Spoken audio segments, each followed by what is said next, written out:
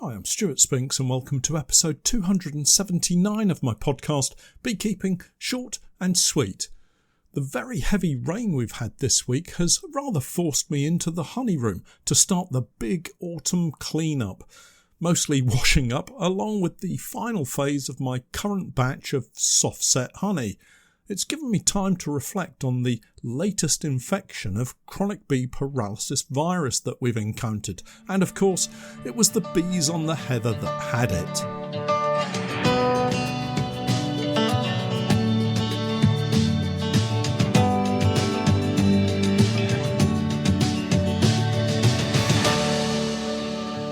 Beekeeping Short and Sweet, a beekeeping podcast for the inquisitive beekeeper with a short attention span. A beekeeper, in fact, just like me.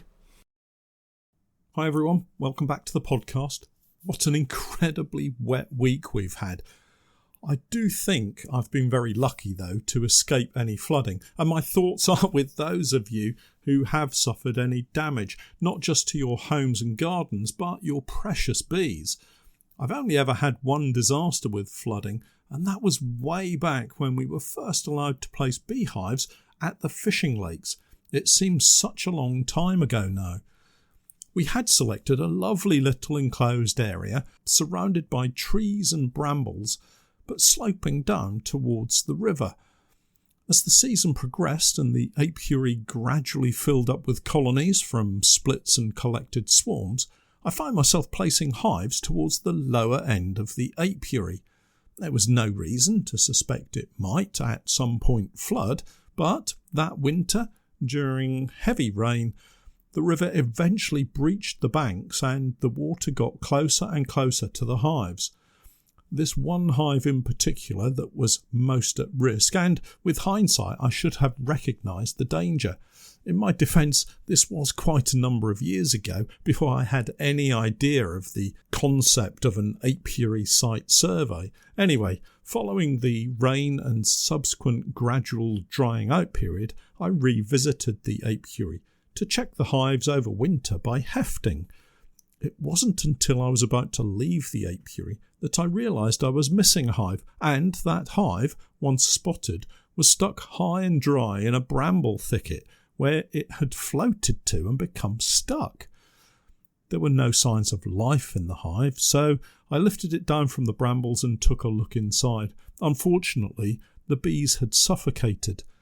They were mostly in the space between the crown board and the roof.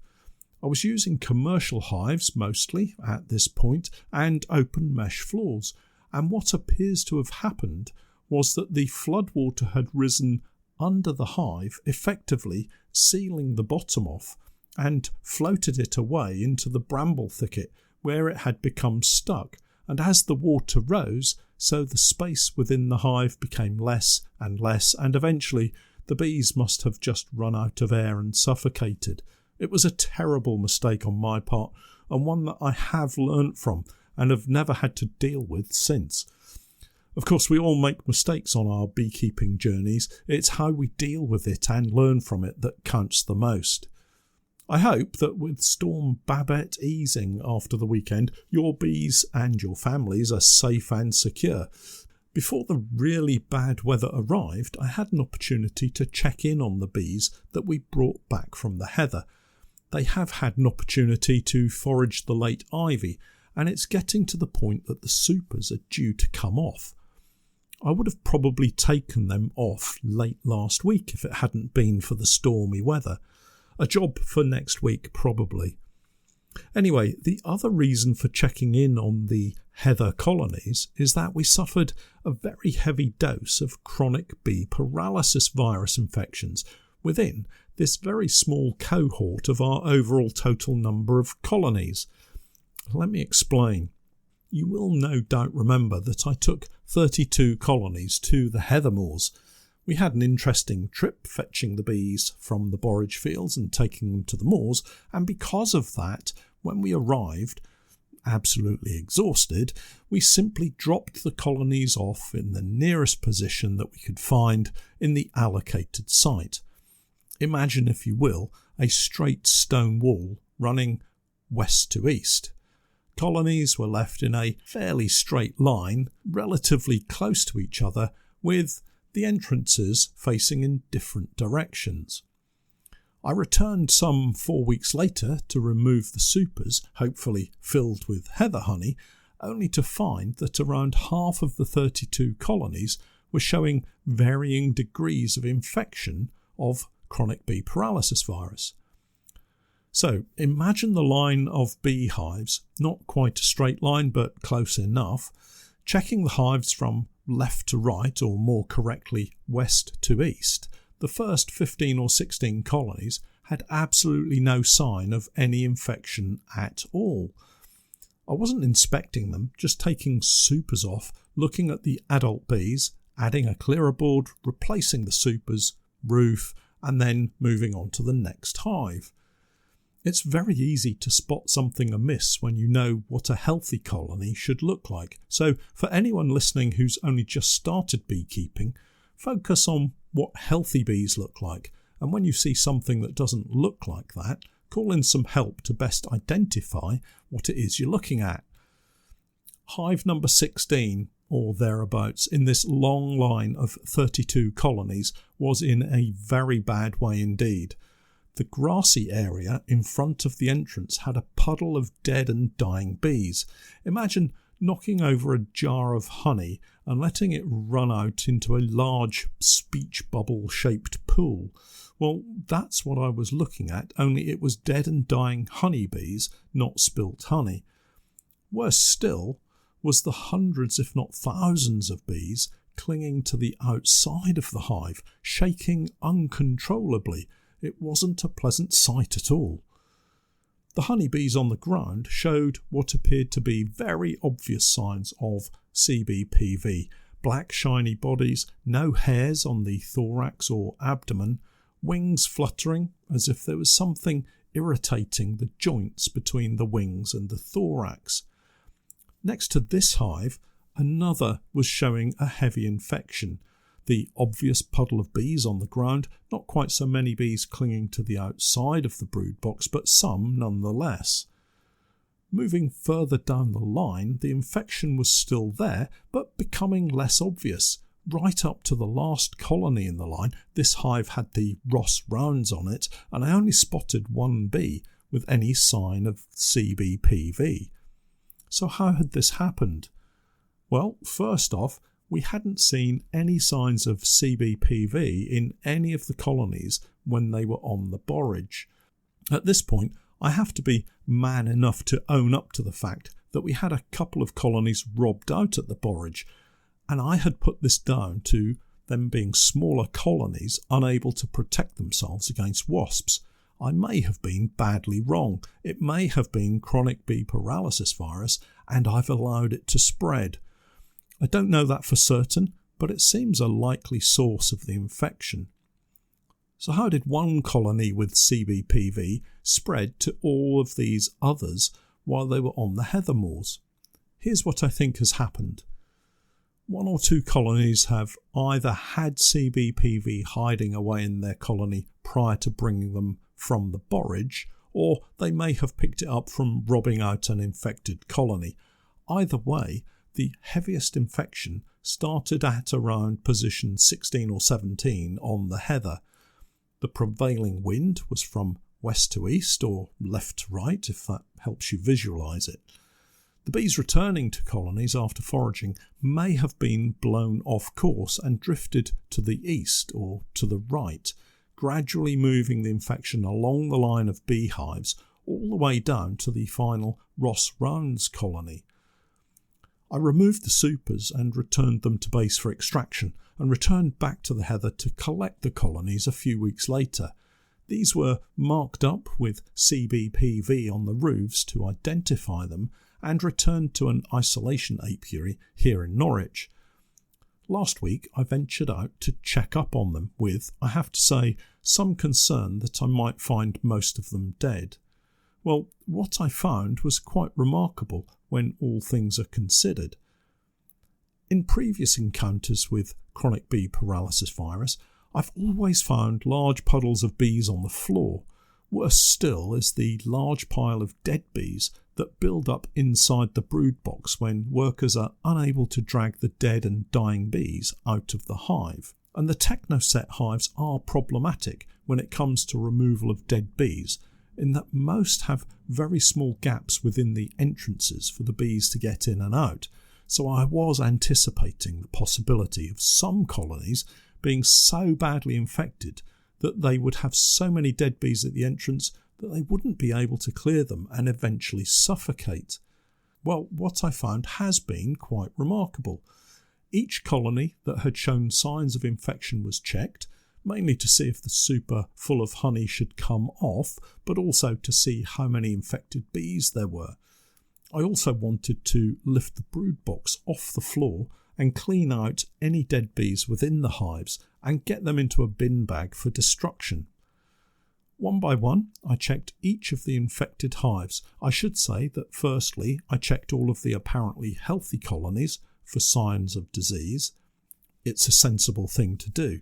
If you think you have a disease issue, don't start with the colony you know to be infected and then move to the uninfected ones. All you'll succeed in doing is moving the disease potentially from infected to uninfected hives. So start the other way round. Uninfected to infected colonies. Anyway, all of the apparently healthy colonies still appeared to be unaffected and remained healthy. Good news. Better news still was to follow. I started checking previously infected colonies, working my way from the least infected to the worst.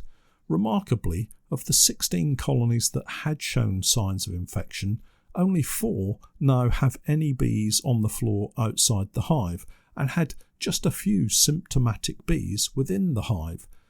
At one point, I thought I really must have been mistaken when I was on the moors. It seems almost unbelievable to think that the disease could have cleared itself up so thoroughly. Each one of the infected hives had the brood box removed from the floor as I looked to clean dead bees away and give the colonies a chance of some fresh air blowing through the open mesh style floors. Each time I looked at a floor, I became more and more puzzled, as every floor was spotlessly clean and free of any dead bees. Thinking back to the heather moors and the weather conditions up there, I'm told by the head gamekeeper that there were days when it was warm and sunny, but other days when they had thick fog and the bees were stuck in cold, damp conditions. Lots of colonies were very busy dragging out drones, both adult drones and larvae, so maybe, just maybe, the bees we have are very hygienic and were very prompt at getting infected bees out of the hive. Add to this, I believe the main transmission route of the virus is drones. We may have got lucky in that drones were being kicked out because of the time of year, and that may have impacted on the wider spread of the disease, while also reducing the colony size. Other colonies not wanting those drones to go into their hives at this time of the year, so they may have blocked the entrance to them. Infected bees that found themselves outside the hive could well have died outside the hive rather than inside, and that could explain why I found no dead bees whatsoever inside any of the colonies now that they're back home. Now, this disease hasn't completely gone away. I did find evidence of it in small amounts in the previously worst affected colonies, yet I'm absolutely amazed that the infection is currently so light.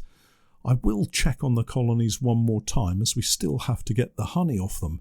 This will be the ivy and heather mix. It will have to be cut out and melted out anyway, as it's got ivy in it, and then the frames will be boiled up and fresh foundation added, so there'll be no transmission risk with the honey or the frames. Regarding the CBPV outcome, I will wait until late winter, then we'll make a decision on what to do. My personal policy is one of destruction. I really don't want these colonies infecting any other colonies, but if they've shaken off the disease and there are no signs of it in any of the colonies, we'll look to keep them isolated away from other colonies and see how things develop. The decision will need to be made just as drones are beginning to emerge, and it's my belief that the drones in spring are the likeliest vectors of the disease. Colonies will need to be destroyed prior to drones taking to the wing, or they'll end up in other healthy colonies as they drift around looking for virgin queens to mate with. Hopefully, the weather will be better next week and I can get the supers off and make one last check on the bees in the brood nest area, and that will give me a baseline to work with. Before I go this week, a couple of updates. Well, an update and a notice really. First up, the soft set honey that I produced last week has been really struggling to set, and I know that it's an issue that quite a number of beekeepers have had. My email inbox is testament to that. With so many beekeepers doing slightly different things with their soft set honey, with different equipment and varied types of honey being used, it's always going to be a variable time frame in getting that honey to granulate and set. For the honey I've been using this week, I think it's had a high proportion of our early season honey, which you might have thought would be mainly oilseed rape, and therefore easily able to set quickly. But actually, what I think I've found is that quite a bit of it has been vetch honey, with a fair amount of hawthorn too. And I think these must both have high fructose in them, and as such are taking longer to set than a high glucose honey, such as oilseed rape. As usual with beekeeping, it's all about being patient. The other thing I wanted to mention is really about next week's podcast. I'm excited and a little bit nervous, I have to say, because I'm going to try another interview podcast. I'm really not the greatest interviewer, but I'm going to give it my best shot once more. I'm catching up with some of the team from Bees Abroad. Bees Abroad help beekeepers, abroad. That's about the limit of my knowledge of them at the moment. You'll have to listen in next weekend to find out more details about them, and I'm off now to start a little research about them so I don't make a fool of myself. Something I did just see on their website is that they have a double donation event coming up, and they're also doing something called beehive twinning. So I already have a couple of questions for them. Well, that's it for this week. Don't forget to check out my website, www.norfolk-honey.co.uk, and for my latest videos and podcasts with more updates, tips and techniques, it's the same Patreon page, www.patreon.com/Norfolk Honey. And remember, I'm Stewart Spinks, and that was Beekeeping Short and Sweet.